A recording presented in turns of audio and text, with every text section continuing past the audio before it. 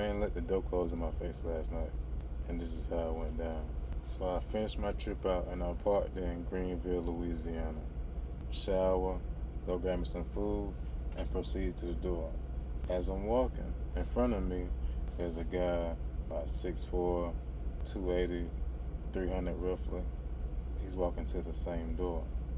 Now before he touches it, he turns at me and locks eyes with me, pokes his chest out, drops his shoulders, and lifts his head as if he's about to announce something. And then he turns around, open the door ever so slightly, just enough so he can go through it sideways, not walk through it. I dropped my head, smiled, and said, people are so damn disrespectful. I grabbed the door, walked through it, and I held it for the two people that was behind me. Something he didn't do. As I'm walking, he turns around and says, what you say? To help you understand what this looked like, he had me by a whole foot, and he was a lot wider than me.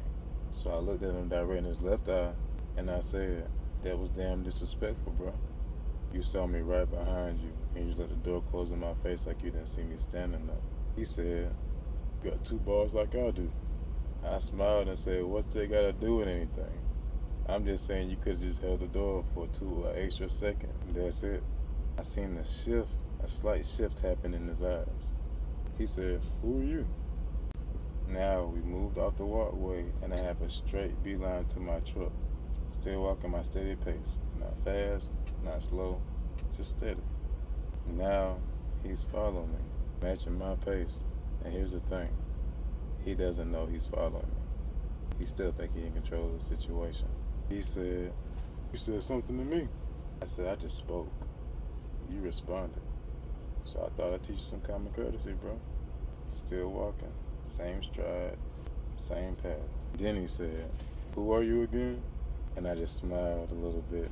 I laughed a little, just so he can hear it. And I said, nobody, bro.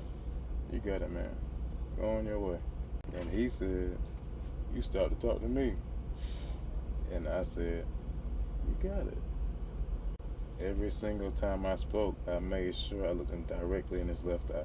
And this is when I noticed he's starting to turn red around his neck, getting red around his ears. This is the look of a man that recognizes this is not going the way he expected it to go. He's struggling to breathe, not from walking because we're walking at the same pace. He recognized that everything he was saying wasn't moving me whatsoever. He looked around and realized he done walked me all the way to my truck. I stopped and looked at him one last time. Said to him, ain't nobody gonna touch you, bro. Go on about your way. Chest was deflated, shoulders uncrossed over. He didn't say a word. All that confidence in that neck choking was gone. I started to walk away, and then he took 10 fast steps in the direction of his truck. During them 10 fast steps, he looked back 5 times. When I got to my door, I lost it. I laughed so hard I could barely breathe.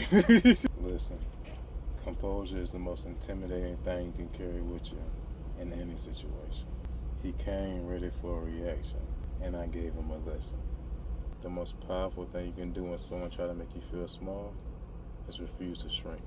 Not with your voice, not with your fist, with your stillness. To my fellas, my ladies, y'all be easy.